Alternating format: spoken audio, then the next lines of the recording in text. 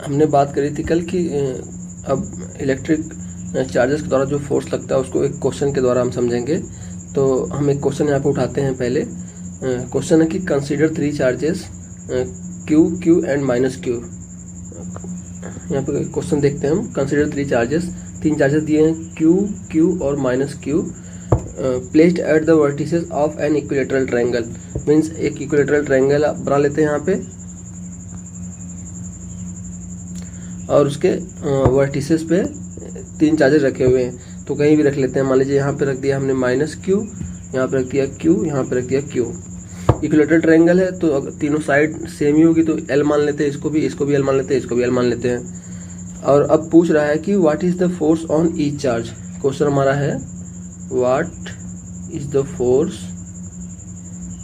On each charge, मतलब हर एक charge पर फोर्स पूछ रहा है। तो क्वेश्चन को हम अगर शुरू करते हैं तो यहाँ पे देखते हैं सबसे पहले कि पहले इस चार्ज को लेते हैं, इस वाले Q को।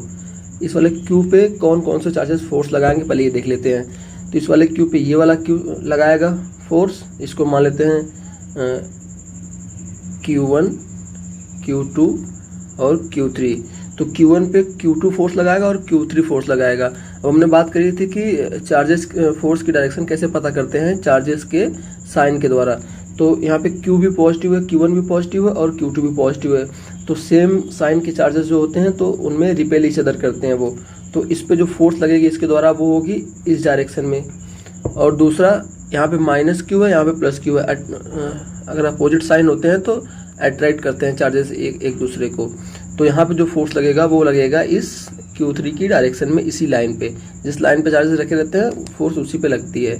तो सबसे पहले यहाँ पे अपना आ गया Q1 पे एक फोर्स लगा रहा है Q2, इसे बोल देंगे F12 force on 1 due to charge 2।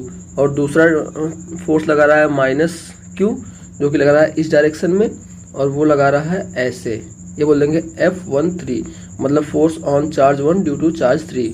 क्योंकि हमने बात करी थी कि फोर्स एक वेक्टर क्वांटिटी होती है, इसलिए इस फोर्सेस को ऐड करेंगे तो वेक्टर लॉ ऑफ एडिशन के थ्रू ऐड करेंगे। तो पहला ये हो गया, ये तो हो गया इसका फोर्स का डायरेक्शन। अब दूसरा, पहली बात होगी फोर्स का डायरेक्शन और दूसरी बात होती है कि फोर्स का मैग्नीट्यूड क्या होगा। तो फोर्स का मैग्नीट्यूड के लिए सबसे पहले फार्मूला लिख लेते हैं। फार्मूला होता था force equal to 1/4 pi epsilon naught Q1 Q2 upon R का स्क्वायर। इसमें Q1 Q2 वो 2 चार्जेस होते थे जिनके बीच में हम फोर्स निकालते थे और R होता था 2 चार्जेस के बीच का डिफरेंस। तो यहाँ पे हमारा क्या आ जाएगा 1/4 पाई एप्सिलॉन नॉट। इसमें Q1 की वैल्यू है Q और Q2 की वैल्यू है वो भी Q है। तो Q और Q multiply by Q upon R की जगह L रख लेंगे तो L स्क्वायर हो गया। तो ये हो गया फोर्स का मैग्नीट्यूड। फोर्स का मैग्नीट्यूड निकालने के लिए ये हो गया और डायरेक्शन हो गई फोर्स की इधर इस साइड में। ऐसे ही ये हो गया आपका फोर्स ऑन 1 ड्यू टू 2। ऐसे force on charge 1 due to charge 3 निकालेंगे अगर हम तो 1/4 pi epsilon naught Q into minus Q upon L square. ये हो गया force on charge 1 due to charge 3। ये हो गया, ऐसे हो जाएगा। ये तो दोनों की वैल्यूज देख रहे हैं आप, दोनों की वैल्यूज सेम आ रही है क्योंकि Q में Q मल्टीप्लाई होगा तो माइनस Q स्क्वायर यहाँ हो जाएगा प्लस Q यहाँ हो जाएगा। तो दोनों की वैल्यू सेम है, बस डायरेक्शन में डिफरेंस इसलिए है क्योंकि एक अट्रैक्टिव फोर्स है और एक रिपल्सिव फोर्स है। तो हम देखेंगे यहाँ पे कि फोर्स ऑन 1 ड्यू टू 2, इससे इस साइन का मतलब होता है कि magnitude is equal to force on 1 due to charge 3। इनका मैग्नीट्यूड सेम है, इनका मैग्नीट्यूड सेम है लेकिन इनकी डायरेक्शन अलग अलग है जो कि वेक्टर लॉ ऑफ एडिशन से होगी। ऐसे ही अब हम दूसरा देख लेते हैं, फिर से एक बार ट्रायंगल बना लेते हैं। ट्रायंगल बना लिया हमने।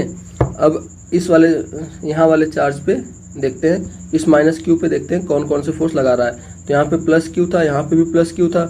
तो इस प्लस Q के द्वारा यहाँ पे माइनस Q में जो फोर्स लगेगा वो लगेगा फोर्स ऑफ अट्रैक्शन होगा, तो वो लगेगा इधर। तो इस चार्ज का नाम हमने 3 दिया था, तो F force on 3 due to 1 F31 इधर लग जाएगा वेक्टर के फॉर्म में। ए भी पॉजिटिव ए भी निगेटिव है तो ए भी अट्रैक्ट करेगा, तो F32 जो लगेगा वो इस डायरेक्शन में लग जाएगा। इनका भी अगर हम मैग्नीट्यूड निकालेंगे क्योंकि सब डायरेक्शन सेम ही है तो इनका भी मैग्नीट्यूड वही आ जाएगा, force equal to 1/4 pi epsilon naught Q square upon L square. Magnitude तो इनका भी सेम है, लेकिन इसकी डायरेक्शन एक वेक्टर की इधर एक वेक्टर की इधर, फिर इसको भी वेक्टर लॉ ऑफ एडिशन से ऐड कर लेंगे। ऐसे ही हम तीसरा देख लेते हैं। एक बार और से हमने बना लिया इक्विलैटरल ट्रायंगल, और इस पे इस वाले चार्ज पे प्लस क्यू पे देखते हैं इन दोनों के द्वारा कितना फोर्स लगता है। तो यहाँ पे माइनस क्यू था और यहाँ पे प्लस क्यू था। ये प्लस क्यू को रिपेल करेगा तो इधर लगेगा, फोर्स ऑन 2 ड्यू टू 1 इधर हो जाएगा, और इस प्लस क्यू पे इस माइनस क्यू का फोर्स ऑफ अट्रैक्शन लगेगा तो इस साइड में लगेगा ये, तो फोर्स ऑन 2 ड्यू टू 3 इधर लगेगा। अब अपने पास इसका भी मैग्नीट्यूड अगर हम निकालेंगे फॉर्मूले से तो मैग्नीट्यूड वही आएगा 1/4 pi epsilon naught Q square upon R L square, ये हो जाएगा। तो हम देख रहे हैं कि इक्विलैटरल ट्रायंगल पे चूंकि साइडें सेम है तीनों की, तो इनका मैग्नीट्यूड तो सेम आ रहा है फोर्सेस का, लेकिन इनकी डायरेक्शंस अलग अलग आ रही हैं। डायरेक्शंस अलग क्यों आ रही है? क्योंकि फोर्स वेक्टर क्वांटिटी होता है। अब इनको वेक्टर लॉ ऑफ एडिशन से अगर हम ऐड करेंगे तो इनका वैल्यूज अलग अलग आएगा। तो वेक्टर लॉ ऑफ एडिशन से ऐड करने का सिंपल फार्मूला मैंने आपको बताया था। अगर मान लीजिए vector A plus vector B करना है इक्वल टू वेक्टर सी है, तो इन दोनों को क्या करना होता है कि वेक्टर ए को ऐसे ड्रा करना होता है, और वेक्टर ए के जहाँ पे खत्म होता है वहाँ से वेक्टर बी शुरू करेंगे, वेक्टर बी, और जो वेक्टर ए से वेक्टर बी तक जाएगा वो होगा आपका रिजल्टेंट वेक्टर सी। ऐसे तो इस वाले क्वेश्चन में देखते हैं, अगर हम पहले वाले में हमारा ये का है, यहाँ पे है, ये रहा। तो देखिए एक मान लीजिए ये वेक्टर ए हो गया आपका, ये वेक्टर बी हो गया आपका, वेक्टर ए यहाँ पे हो गया, वेक्टर बी यहाँ पे हो गया, तो इसका रिजल्टेंट किधर जाएगा? इसको या तो ऐसे भी कर सकते हैं या फिर parallel law of vector addition होता है, दोनों सेम ही होता है, ऐसे कर सकते हैं। तो इन दोनों के बीच में जाएगा, इधर जाएगा वो, उसका वैल्यूज निकालना भी मैंने आपको बताया था, फार्मूले से निकल जाता है।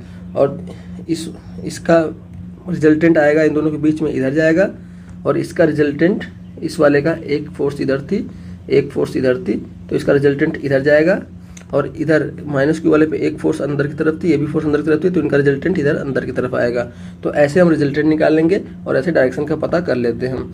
तो गाइज ये हमारा सबसे सिंपल सा क्वेश्चन है ये, कि चार्जेस, सिस्टम ऑफ चार्जेस में जो फोर्स लगती है उसका सबसे आसान सा एग्जाम्पल ये